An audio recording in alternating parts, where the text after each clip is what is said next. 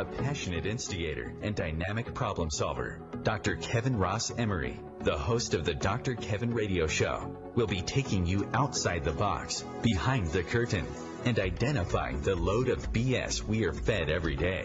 And now, Dr. Kevin.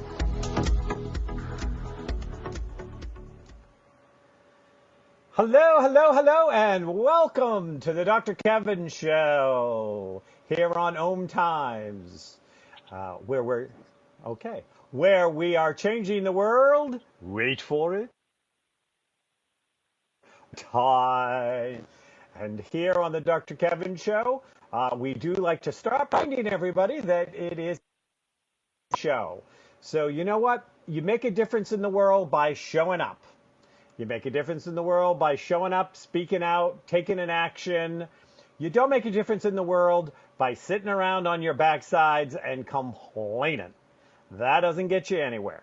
So if you would like to be part of this conversation, if you would like to join and perhaps get some enlightenment from today's guest or from myself, if you would like to express something, share something, or try to reach out and make a difference in the world, you may do so by calling 202-570-7057. Again, that's 202-570-7057.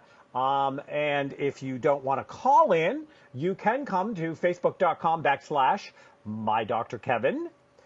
That's MYDRKEVIN. So you can come to My Dr. Kevin. Like the page, because I'm a likable guy. If you've never been there before, and right at the top, you will see about today's guest. You'll be able to post. If we talk about something, we will post it there on that website. And we will share whatever you have to say on air. So here is your possibility. Now, if you're listening to this show and it's not Thursday night, 6 p.m. Eastern Standard Time, that means you're listening to one of the replays. But you can still be part of the conversation. You can still go to facebook.com/MyDrKevin. You can still weigh in. You can still ask a question. And I have been known to chase guests down, pick them up by their ankles, and shake an answer out for you and make sure that your question gets answered. So, that being said, for those of you who have not been around for a while or maybe joining us for the first time, we like to let you know that I always start, before I even introduce today's guest, by talking about my hot topic. Now, my hot topic is something that either makes me feel warm and fuzzy or it gets me hot under the collar. Today, it's a hot topic that does both. Two for the price of one. And how many people out there don't like a twofer, right? So today's hot topic, which I have posted a link to just before we went on air, is about a young man who was a valedictorian of his class, and he was accepted into Georgetown, but he needed to get financial aid, and he needed to apply for stuff. And his parents, because he was gay, had basically disowned him, which means that his hope to go to Georgetown wasn't going to happen because he couldn't afford it. He got accepted, not an easy task. But because his parents had a problem with his sexuality and decided to disown him, then he got punished for it. Now, they disowned him. They said, hey, you know what? You live a lifestyle we don't agree with, and we're not going to do anything to support it. And that's okay. You know what? The kid's 18. He goes on, and you learn from it. It's painful, but you learn from it. But it was blighting his chances to get the best education possible because the school said, well, we need your parents to do this. He went out and started a teacher of his went and started a GoFundMe. With the idea of raising enough money for the first year for him to get in and see where it went from there. They raised enough money for the first 3 or 4 years. I do have the story. It is sitting there on Facebook.com/MyDrKevin. So I'm warm and fuzzy that these people came and said, hey, here's a valedictorian. Here's somebody that earned the right to go to one of the better schools, one of the best schools, and we don't think this is fair. It got me hot under the collar because I know other people, including myself, that happened to. That I had a step parent when I was accepted into a university for a very exclusive program who basically would not fill out the financial aid, not be on the hook for it, not have to pay for it if I begged out, just had to fill in the facts to see if I could get grants or scholarships, and would not do it. That particular step parent said they thought I was too stupid to go to college and that I'd never make it through, and would not put their information in. And so therefore, I lost my opportunity to go to a school. So there's a couple of things that bother me here. One, should we be punishing, adult children, 17, 18, 19-year-olds, who are leaving high school, going to college, if their parents are refusing to participate in anything that may help them to get in college? Is that fair? And then, of course, it makes me a little hot under the collar that, I'm sure it was in the name of religion, which means that there's some kind of crackpot religion that can't be true Christianity, because if it was true Christianity, they preach love and acceptance of all. And so if they're preaching, I'm going to hate and disown you, then obviously they're in some twisted cult that probably calls itself Christianity, and there's a lot of them out there.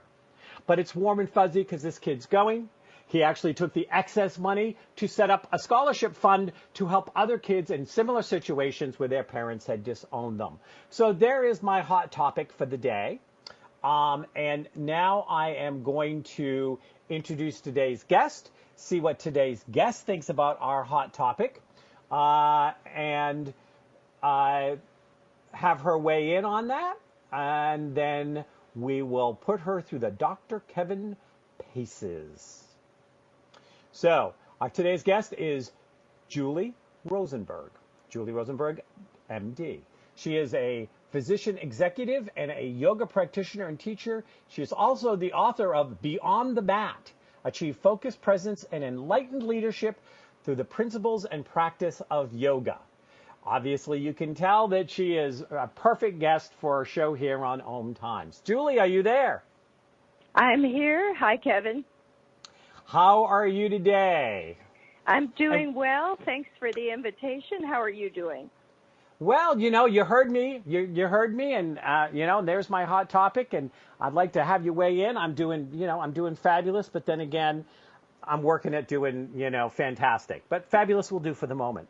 And we do want to welcome you to the Dr. Kevin Show and tell you how happy we are to have you. So, what do you think? Do you think that it's fair that how these kids get treated, and what should we do about things like this, or is there nothing to do? What are your thoughts? So are we talking about, when you say is it fair how these kids get treated, are we talking about kids that are gay like this individual, or really anyone who might be disowned by their parents? Well, let's weigh in on both, shall we? Let's take a minute and take them both out for a ride. Sure. So I think for the first one, obviously your story of the young man is a positive one. He found other resources. And I think at the end of the day, my philosophy is obviously this isn't ideal. A parent disowning a child for his sexual preferences on some level is close to a tragedy in my mind. I think at the end of the day, we really need to take our kids as they are and love and cherish them, and that's our responsibility as parents. The flip side of this story is, though, with a kid like this, where there's a will, there's a way. And I'm really happy to hear that outside the home, he found community, and that community supported him to really achieve the goal that he set out to do. So it's not always fair, right? Life is not always fair for any of us, and oftentimes one could say it's not always fair for all of us. But I think it's really our sense of ourself, our own groundedness, and our ability to create community and find the support that we need will allow us to come out on the other side. And I'm so glad you told a story that did indeed end positive for this young man. Well, and I think that part of it for me is, and of course, I shared my personal experience, and I still went to school, and I had to go to a different school, and I had to take years to pay for my own education, but I made it, I did it. I think if you are determined enough, you can make it happen. But it doesn't change the fact that I think that there is a malfunction in an education system that doesn't have a process by which that says if your parents are signing off that they are not going to help you one whit, one iota, whatever happens that says that, we should not punish you for your process of trying to get into school. I still think that that is something that is unfair that no one talks about, whether it's because of sexual orientation or whether it's because, you know, like in my story, my stepfather said I was too stupid to go to college. I'd never graduate. Right. And Kevin, I'm not an expert in that area, but I will certainly weigh in that I think there are a number of programs. While I agree wholeheartedly with what you're saying, I think there are a number of programs for kids in need, whether it be social services. And obviously, at the end of the day, there is some type of political landscape that perhaps would think favorably in aggregate on these types of situations. And maybe it's something to really rally around at the state or national level so that these types of injustices could potentially be overturned. Great. So we're going to now move away from that, and we're going to move into the first Let's Find Out About Julie section of the program. And that starts with me giving you the first question, which is, where would you like to take my listeners outside the box? Where would you like to stretch their comfort zones? So I think as a physician and as somebody who's really been involved in both care of those who are ill and health prevention, and now I'm doing both still, but very, very focused in a broader way on health prevention, I'd really like to talk about health. And along those lines, I'd like to talk about how we can own our health, because so much of what we do and what we talk about is the healthcare system. And I think that the healthcare system has a lot of challenges, and we could talk about that certainly well beyond this hour. But it's really, at the end of the day, what can we do as individuals to be able to augment and preserve our health, and how do we understand the state of health in America? So that's what I'd like to touch on. Go for it. We're all ears. Well, we got a nose and mouth, but go ahead. We're still all ears. So I think I really want to talk a bit about health misperceptions tonight. First of all, I'm all for people taking charge. Whatever it is, on some level, we've got to take charge. So many of us think that there is really sort of one way to be healthy. And I think there's a number of ways that we can be healthy. And you may have heard this before, both you, Kevin, and of course you, all of your listeners. But, you know, we've got an epidemic in the United States of obesity. And so much of our disease that we see is related to overweight and obesity. And it's such a serious concern, affecting about 40% of Americans now. And as a quick aside, I'll say I just came back from vacation. I was in Europe, and I realized that the obesity epidemic is not nearly as serious there because people are moving.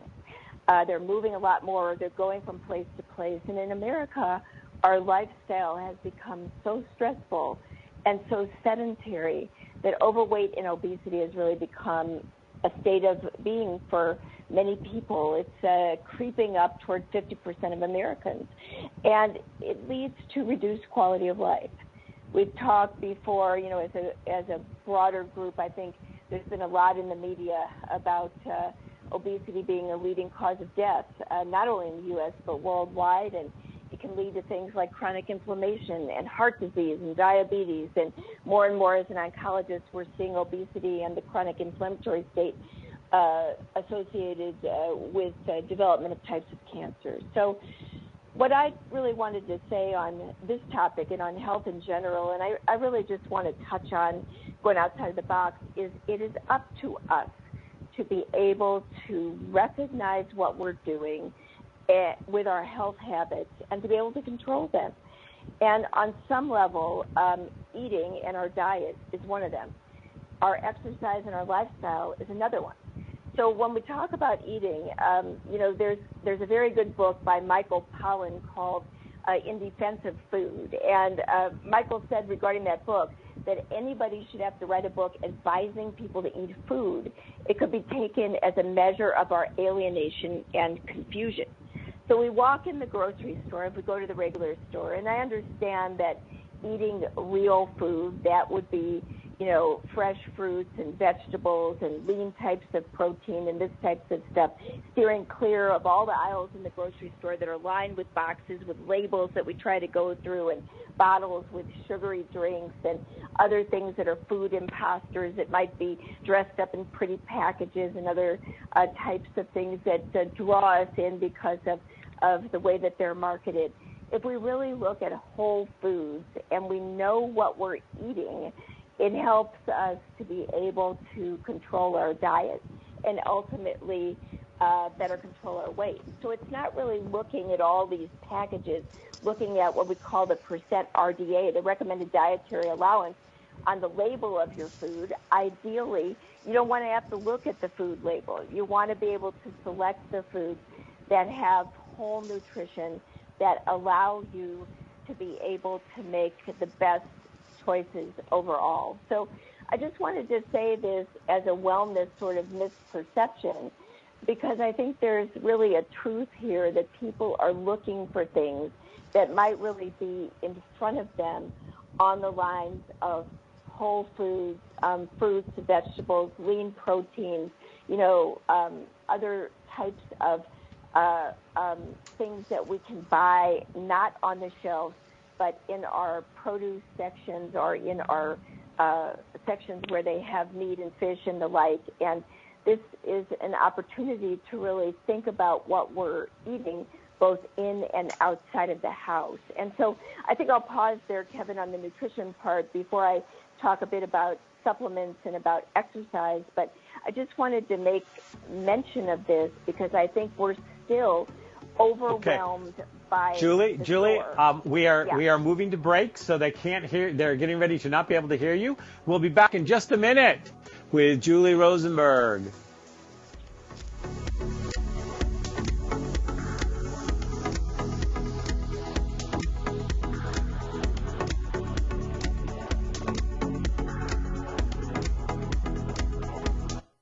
Conscious media for conscious minds.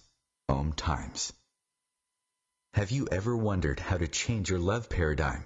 The secret key is finding a love partnership, not just a regular connection. How do you find these? Through conscious relationships. Ascending Hearts Dating is a dating site for people like you that believes in second chances and a different type of spiritual connection. Try Ascending Hearts for free today at ascendinghearts.com and change your love paradigm. Ascending Hearts, the premier dating community for the spiritually awake. Tune in to the Practical Intuitive, Mind, Body, Spirit for the Real World with me, host Robin Fritz, Mondays at 2 p.m. Pacific, 5 Eastern. I'll cover personal and business intuition, animal communication, mediumship, space clearing, past life regression, shamanic insights, energy healing, soul choice, and more, all to help you tap your own intuitive and healing skills. No ifs, ands, or buts. Mother, Mother Ocean. Hi, I'm Jimmy Buffett. West Indian manatees are one of the most unique animals on Earth, and we're still finding out so many new things about them. But manatees are endangered, and many of them are killed or injured each year because of watercraft collisions or other human activities. You can help save these gentle marine mammals. For free tips on what you can do, call Save the Manatee Club at 1-800-432-JOIN. Thank you.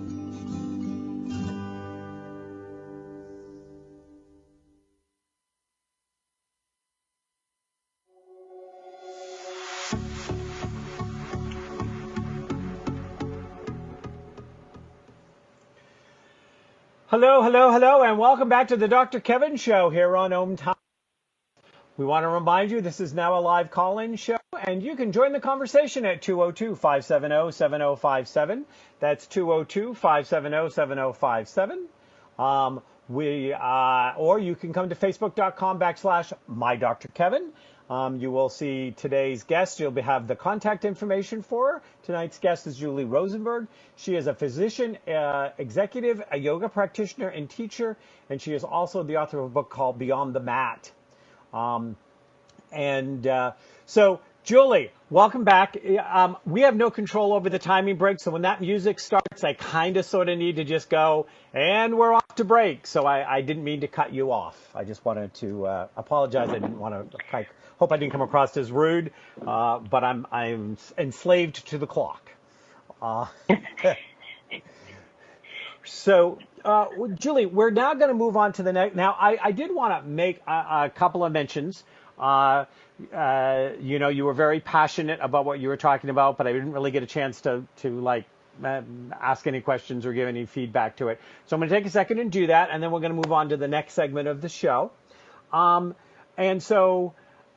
first question for you is that how much does ignorance and poverty affect the fact of these overweight children who become overweight adults who don't know any different and who have already become addicted to all of the chemicals and the sugars and the highs and lows of really bad eating?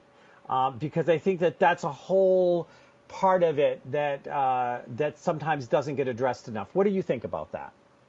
Yeah, I think it's a major concern, and thanks for raising that, Kevin.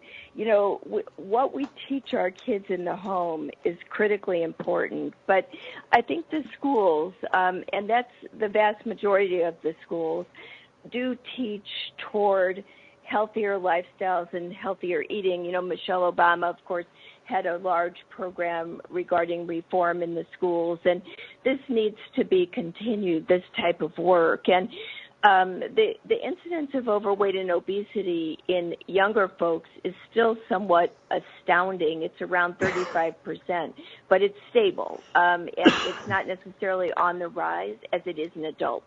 So I think it's our responsibility as parents to educate in the home, and it's the responsibility of the schools and the community to also support education. But it's not just those states you're talking about per se. And again, I think this conversation is really beyond the scope of what I can add related to poverty, except to say that I am in relationship with the World Bank and Dr. Jim Kim, who leads the World Bank through an organization that I'm part of. And for those who may not be aware, the World Bank actually is addressing this type of situation worldwide, you know, improving health care among impoverished individuals and impoverished nations worldwide, and also setting the pace for improvements in diet and nutrition, as well as the overall poverty and health situation. It's certainly a critical component of it. So I do think work is being done. But for folks that are more in the middle class, per se, which is a lot of individuals, it really is up to the families to help educate the kids. The other thing that the kids aren't doing, though, of course, with the advent of computers and phones and social media, is they're not getting out and playing, and they're not exercising, and they're not engaged necessarily in positive relationships with other kids. And this leads to isolation. And you know how it is when you're sitting at your computer and when you're watching TV or when you're playing video games, you tend to grab some food, and by the end of the day, folks don't even know actually what they've consumed or how much they've consumed, because their attention is really elsewhere and not on their diet. I think that, and I agree, I think there's a lot of truth to that. I think that, you know, even little things like we've lost traditions of sitting down and eating and having conversation and connecting, and also whether it's just taking whatever that blessing is, whether it's a prayer or a meditation or something, it has been shown that you actually will get more nutrients and digest the food better if you will take a moment. Like I always do an invocation when I eat, whether I'm eating by myself or with other people, where I open it up and I thank, and for me, it's I thank the food for willingly giving up its essence and taking it in. But taking that moment and preparing your body to receive makes such a difference. And they don't teach it from they've done studies that said, yes, this is actually true. It doesn't have to be a school prayer issue. It can just be when you prepare your body to receive food, get into a headspace and do whatever you want to do, whether it's prayer, invocation, meditation, whatever, you will get more, you will process it better, you will there'll be more of an experience involved. And I think that gets lost. Thoughts?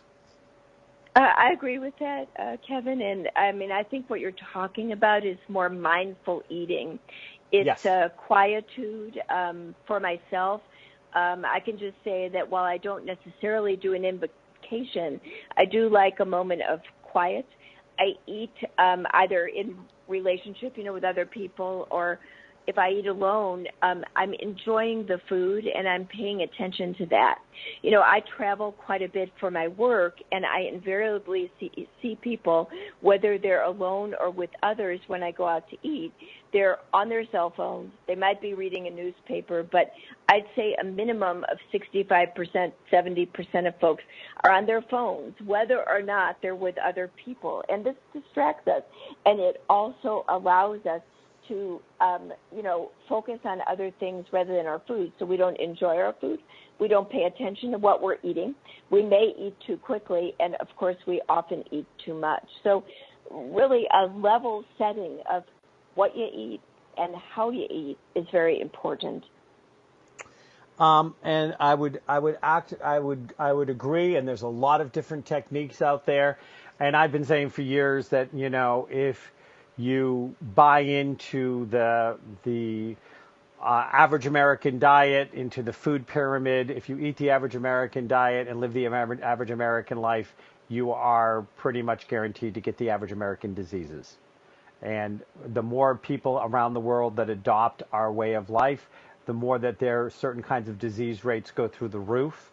And so the proof, as they say, the proof is in the pudding. Since we're having a food conversation, I thought that was apropos. That we really have to look at those things. In this section, I like to ask, where you want to take the people behind the curtain, which is expose them to a truth, something that you think has been misrepresented, that in their head there is an old myth or there is even a new presentation of information that misleads people and sends them down the wrong track. It can be about what we've been talking about. It can be something completely different. But where would you like to expose people to something that you think has been misrepresented, to a truth? So I'll stay along the lines of health and wellness with this. And what I really want to talk about, I think, is exercise, because there's a general misconception out there that if you go to the gym for about an hour a day, and that's more exercise than most of us get, but that's enough exercise for the day. Or if you do it a few times a week, that's enough exercise for the week. And I think there's some very telling facts that suggest that that's not enough, and it certainly doesn't cover you to do that much exercise. So it's very important that we move throughout our day.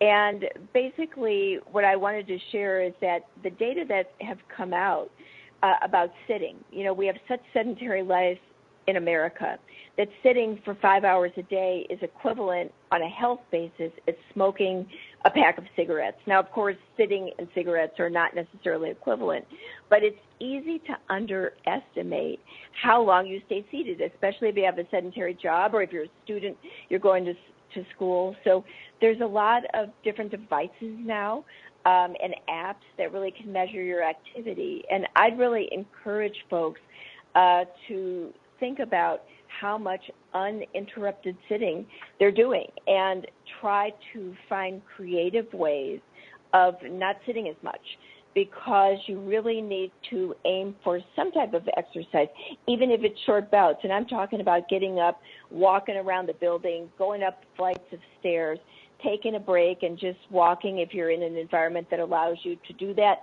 5-10 minutes every hour if you're able to.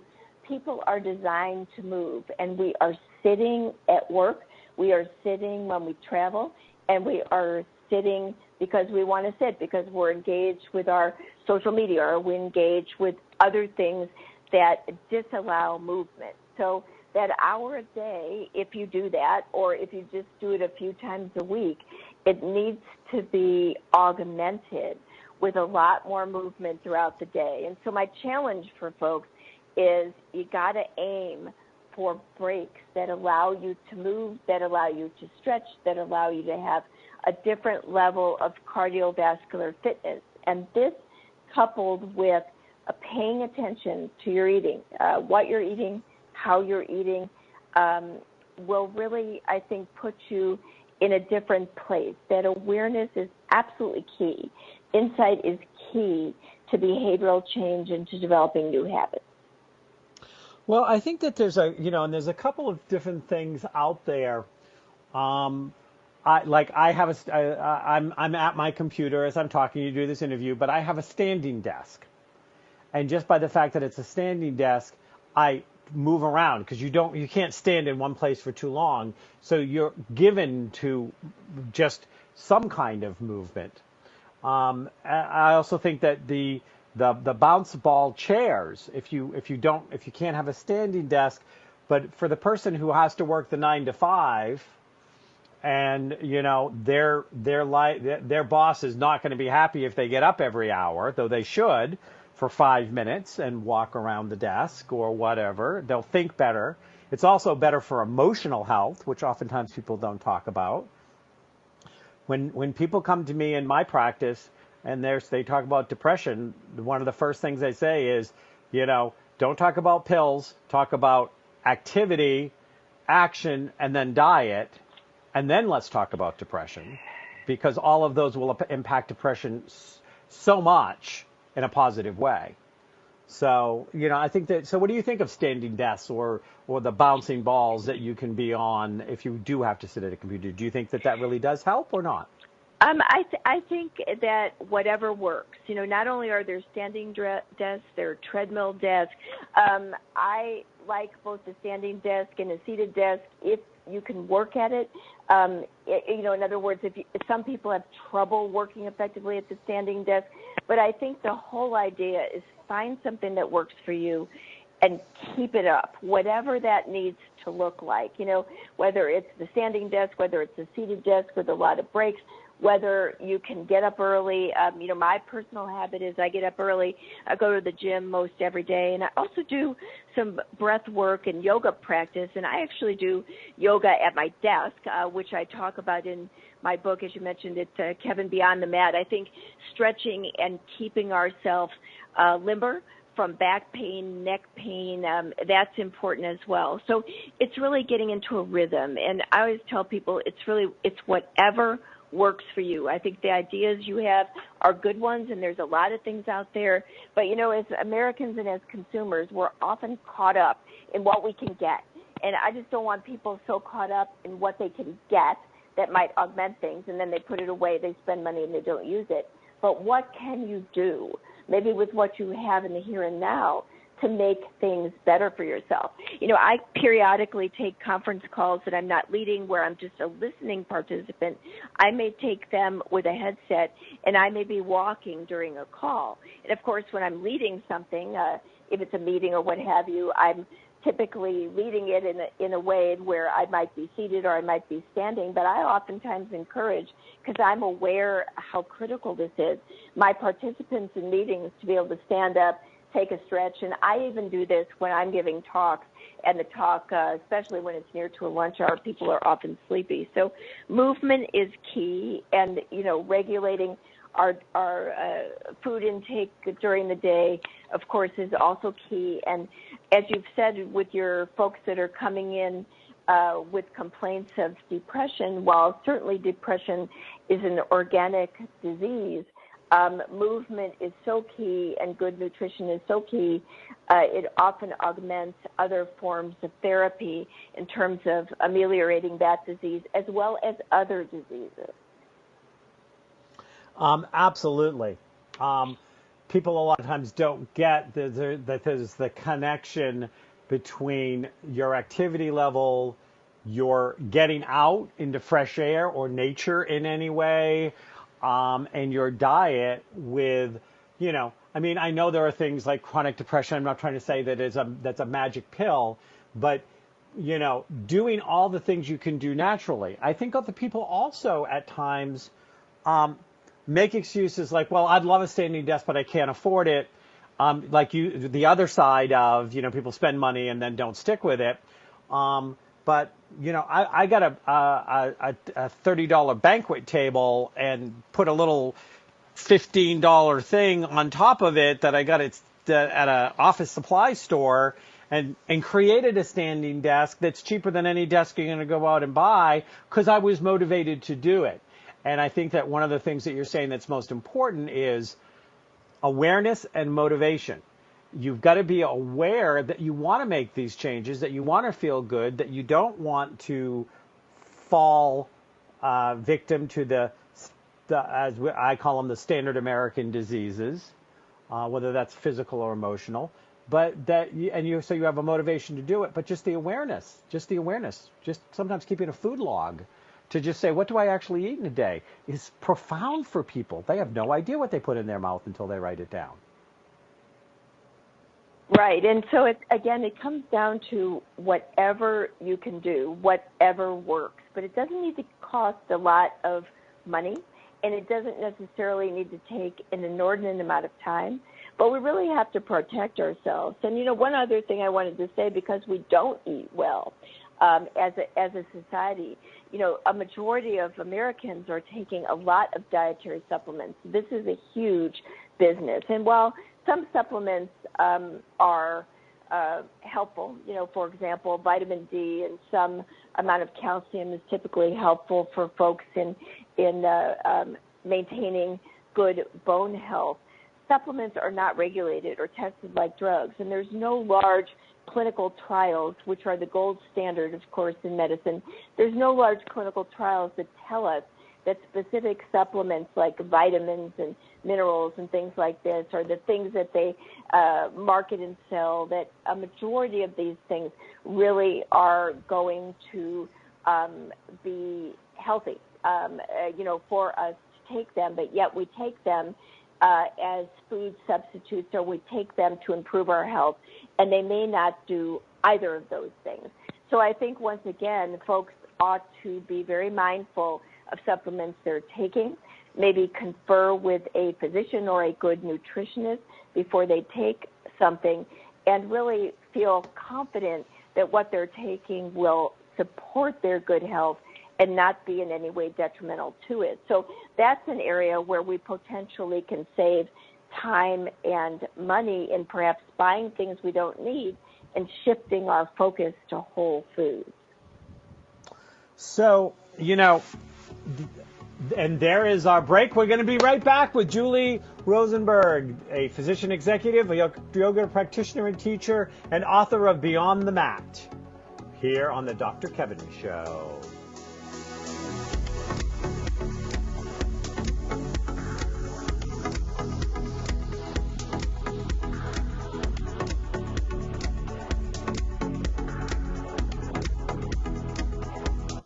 The Real Conscious Connection.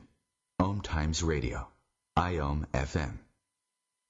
The number one reason girls drop out of school in sub-Saharan Africa is lack of access to feminine hygiene products. The Pads for Schoolgirls Project, an outreach of Humanity Healing International, is changing this paradigm by setting up sewing programs at schools, teaching girls a vocational skill, while producing the reusable pads that help keep them attending classes. The girls pay it forward by making and giving pad kits to other girls in need. To learn more, visit humanityhealing.org. Humanity Healing is where your heart is. Hi, I'm Kelly Fox, host and astrologer of The Astrology Show. Each week, I'll give you access to the current transits, which are a valuable tool that provide astrological information to help unlock the potential each of us has. Understanding the stars can help steer us in the right direction to make better informed choices. So if you're wondering what's going to happen in your week ahead, be sure to tune in to The Astrology Show for guidance, Mondays at 9 p.m. Eastern Time. This is why you work so hard to pay the mortgage. Because home is more than four walls and a roof. It's that porch swing and a summer evening. It's everybody over for Sunday dinner, and your family sleeping in their own beds at night. Making Home Affordable is a free government resource that can make paying the mortgage easier. Call 888-995-HOPE or visit makinghomeaffordable.gov. Good night, Mama. This is why. Brought to you by the U.S. Treasury, HUD, and the Ad Council.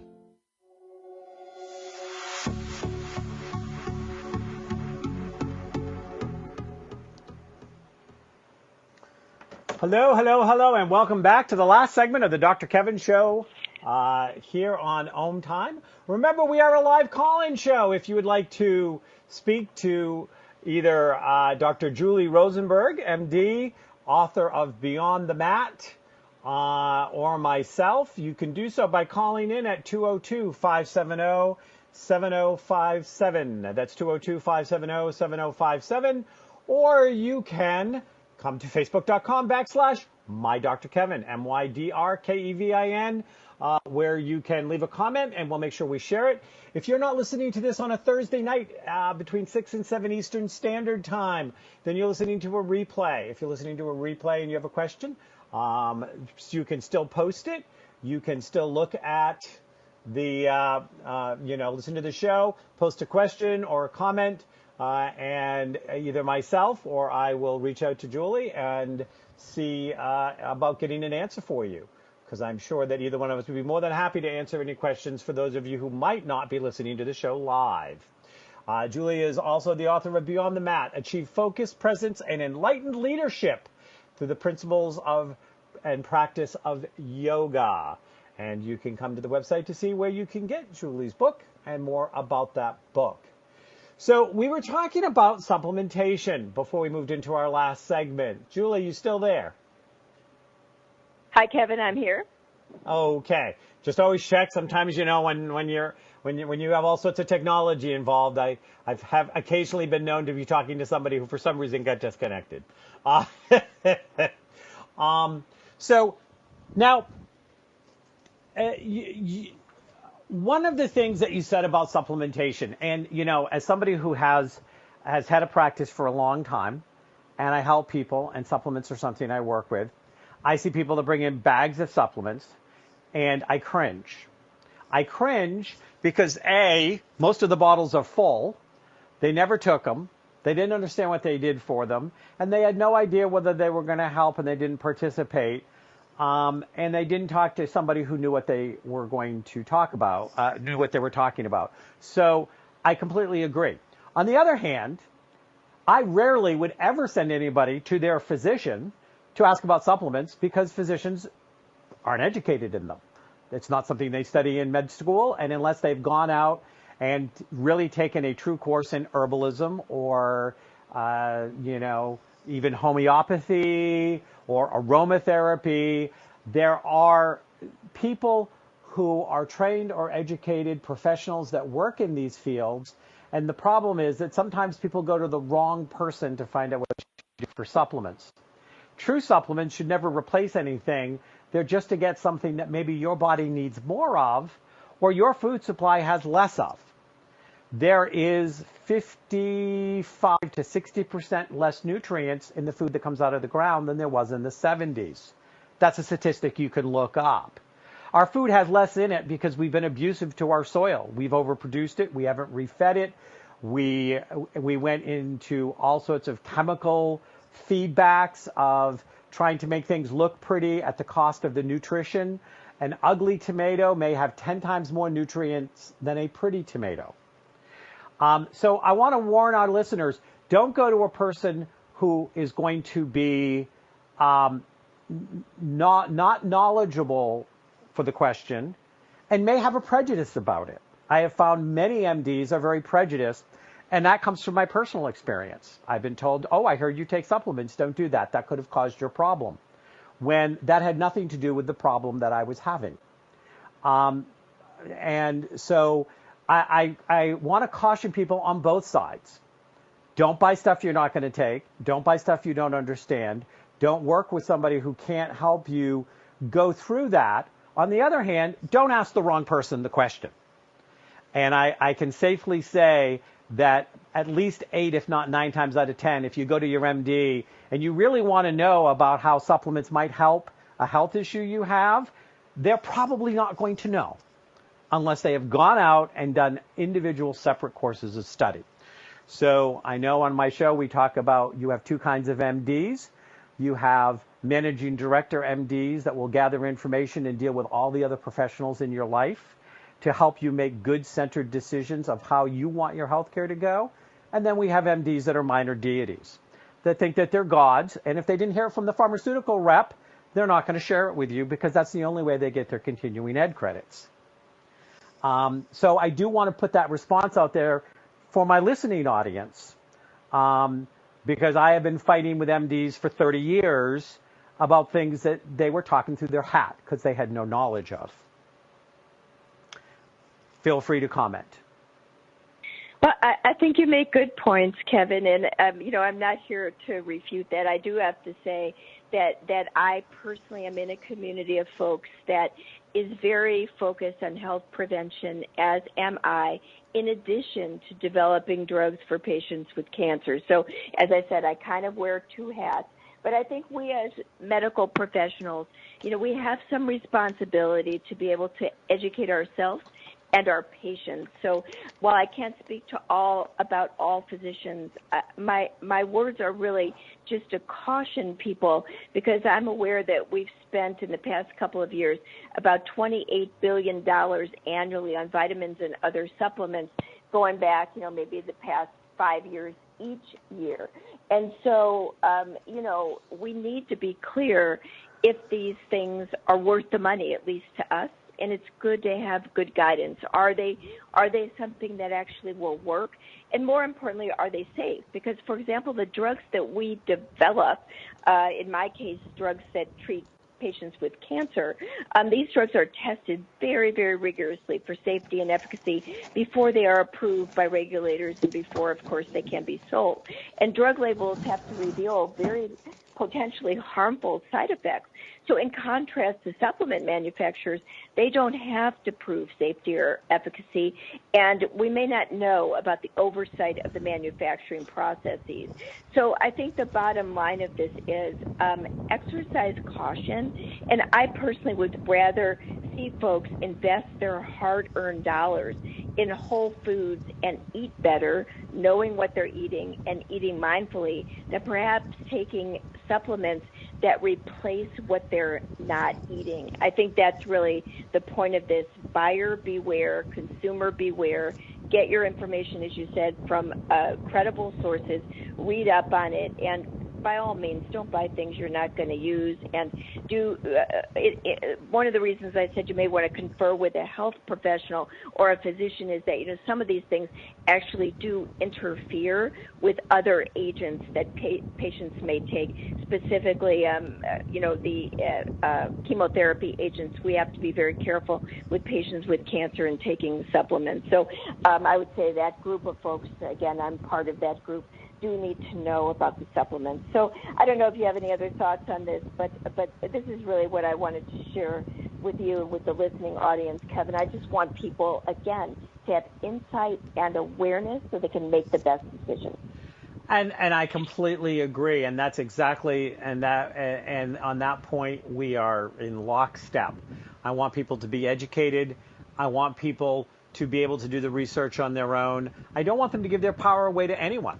I don't want them to give their power away to their psychic, their astrologer, their MD, their local witch doctor. I don't want them to give their power away to anybody. I want people to be responsible for their own health care to the point that they understand everything that they're putting in their mouth. And it's an oxymoron to say I'm taking a supplement to replace something that I could be getting through foods, because then it's not supplemental. It's a replacement, and these things were never created to be a replacement. And so in of itself, that to me screams out of, no, you don't get to eat the gallon of ice cream and the 3 bags of potato chips and think you're going to take a couple of supplements and it's going to stop you from getting fat or having high blood pressure or cholesterol issues or any of those things.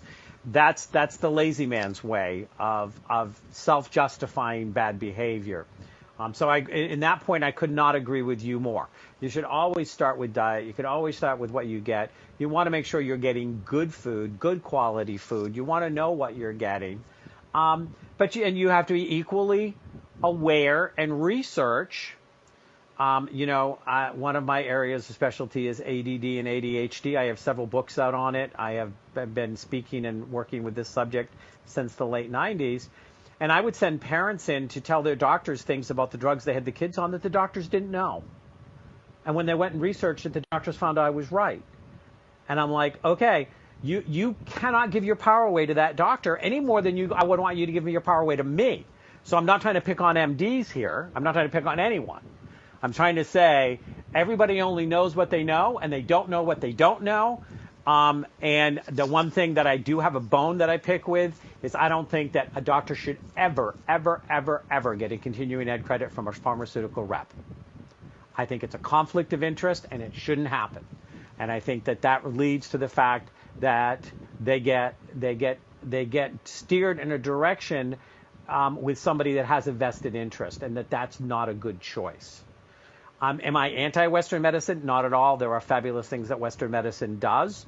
I just don't want anybody to think it's the be-all and the end-all. Nor do I think that you do. Now, tell me a little bit more about this book, because before this time goes out, you have a fascinating title, and we haven't really talked about it at all. So tell me about the book a little bit.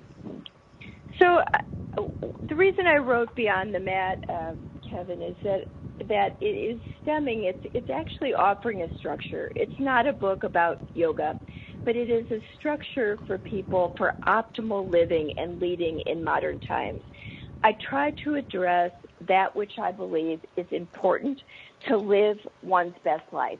And in this book, there are all sorts of personal practices. Again, I derive this from the practice of yoga and the Yoga Sutras, but I'm not proselytizing in any way about yoga. I don't necessarily care if people get on a yoga mat. However, this is a complex framework, yoga is, about how we may live and lead with better presence, grace, and ease. So I talk about this in the various chapters, and to just give you some examples of the things I try to highlight are things like how do we prevent burnout? There are things that are relevant in modern times. How do we move through the world more effectively in relationship? How do we tell the truth? What is the value to us, not only to the others, but to us about truth-telling? How do we cultivate contentment in these times of political turmoil and so much uncertainty? How do we manage that uncertainty? How can we feel well? Because yoga can actually, the practice of yoga can actually help make your workplace better. What can we as consumers lobby for in our various work entities or school entities to improve our environments? And how can we, if we can't get things through too quickly, again, take ownership of that? What are some things we can do at our desk or in flight for those who travel that can help us actually feel good when we deplane? How can we get through challenges, through anxiety, through nervousness, through the things that come our way? So I really try to go through this. I give a lot of examples in the book, my own examples from others, of people who have really overcome a lot of adversity and ways to find yourself in this and to tap into your personal power and personal presence to come out the other side. And there's hardly anything in this book, if people adopt these practices, that cost anything. So there are some self-reflection exercises for people to do, but I think that at the end of the day, it's my effort to share what I've learned and to pay it forward to help people with their health and wellness, their living and leading, and to be happy and content for the longer term. And I practice what I preach. It's worked for me despite a fairly busy job, a lot of personal challenges, family challenges. You know, we've all got something. And I think at the end of the day, it's up to us to be able to manage. So it's sort of a treatise. How do you manage? And this is my attempt to share those learnings. Well, and I think that is very important about, giving people practical tools and steering them to give skill sets that are going to truly improve their overall life. And that a lot of times we look for quick fixes. We look for things that won't allow us to be self-reflective, to be self-responsible, to be self-aware. We want to put everything outside of ourselves, and then we wonder what's wrong instead of being self-responsible and self-aware, and really looking at the consequences of our actions. I think it's too easy. So, it sounds like a great book. I love yoga. I don't do it as often personally as I would like to. My schedule gets busy, but that doesn't mean that I don't do some of the yogic things in my daily spiritual practices, even if I don't make a yoga class. And so I think that's great. There is and there's our music. Julie, thank you so much for coming. Author of Beyond the Mat. Come to Facebook.com/by Dr. Kevin. You can find out how to contact Julie and how to get her book. Julie, thank you for coming. Thank you, Kevin. Pleasure to be here.